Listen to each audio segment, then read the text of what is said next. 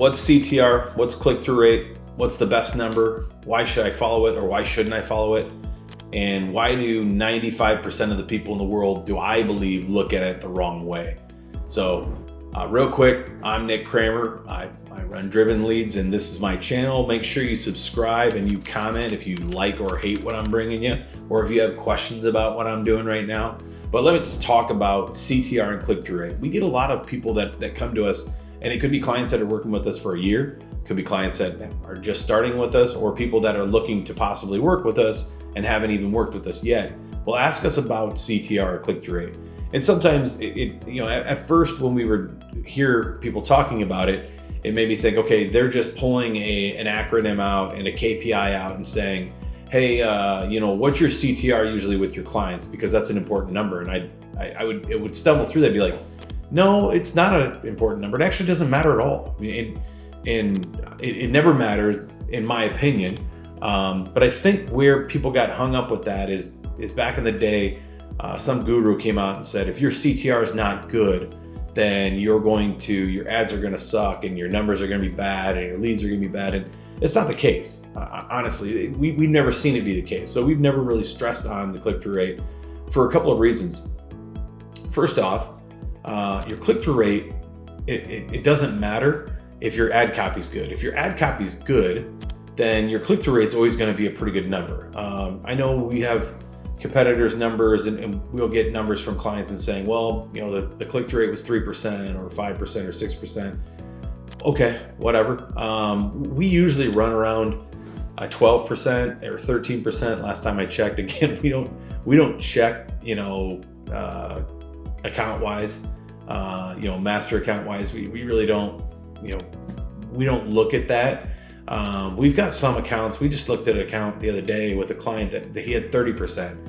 And that was actually something that was concerning to me. I'm like, I don't think we like that. And I'll dive into that a little bit later. But when your ad copy is doing what it's supposed to. So if your ad copy matches up with your keywords and you're pushing your search into the right avenues. And what I mean by right avenues is we're talking about purely search, Google search.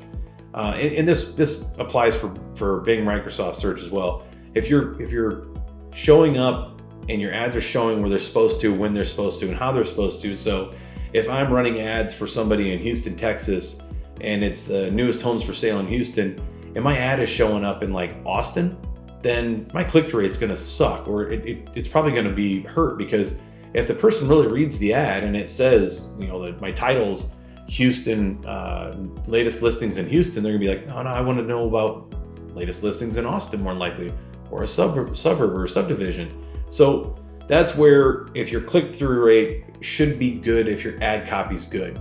Now, where we look at it and we can get concerned about click-through rate, and this can be a little bit crazy to some people, is my concern with click-through rate happens when it's 30% or 40% or 50%. Now, some people might look at that and be like, oh my God, I'm the best, I'm the best advertiser in the world. A third of the time everybody's looking for XYZ. I'm showing up because I'm the best in town and Google loves me or Microsoft loves me, and I'm gonna be having people beating down my door to run ads with me. Well, I think you're wrong. I think actually it's the opposite. I think that your ad is not clear in the fact that you're not selling a magic elixir. So, and what I mean by that is, again, it depends on what kind of keywords you're running and what kind of leads you're looking to generate, or what kind of traffic you're looking to generate. If you're looking to generate traffic to drive a lead, and somebody is under the impression that you're looking to give something away, or it's something other than what they're looking for, or other than what you're selling, there could be a lot of people clicking on that, and it's bad traffic. There could be 50-60% of the traffic we don't want. In an instance that we had happen the other day, that kind of was the case. It was like, okay, we're getting a lot of traffic and we're getting leads, but the lead quality wasn't what the client wanted. And I think that has a lot to do with the fact that the click-through rate was too high. And I explained that. Well, I think we need to adjust the ad copy. I think the ad copy needs to be more clear and concise and telling people we're this, we're not that. And what I mean by that is, we're selling X, not Y and Z and X, and we're not giving anything away. or asking you for something in return for what you're coming here for. And that might be a little bit murky, but you can apply that to any lead generation or any sales piece. And what I mean by that is like, your ad copy. Again, I always go back to Google. Always taught us how to do PPC with shoes. Red shoes, red high heels, red pumps, red basketball shoes, all that, right? So if my ad said all red shoes for sale here, then everybody's going to come in and be like, well, the shoe that I was looking for, you have it because you said all red shoes. When in fact, no, we don't have all red shoes right there. So they're going to come in because the ad copy says you have everything, and it's not clear that we only have red basketball shoes. We do not have red high heels. We do not have red cross trainers. It is just red basketball shoes. So that's where you have to be clear with your ad copy, and that's where you could get a higher click-through rate, which is a bloated click-through rate, which means you're going to spend more money on clicks. People are going to, they're going to run through your budget quickly because your ad's going to show. And in Google's eyes, the only thing they care about is that you showed an ad, people showed interest, and they clicked on your stuff. They get paid. They're pretty sure that everybody wants that. End of story. They put a little bit of stock in how long people stay on your site and if they bounce right away.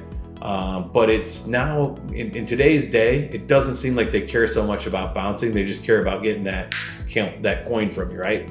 So as soon as they get that money, they're bouncing, right? They don't care. Like Google, at the end of the day, Google's like, well, this is good.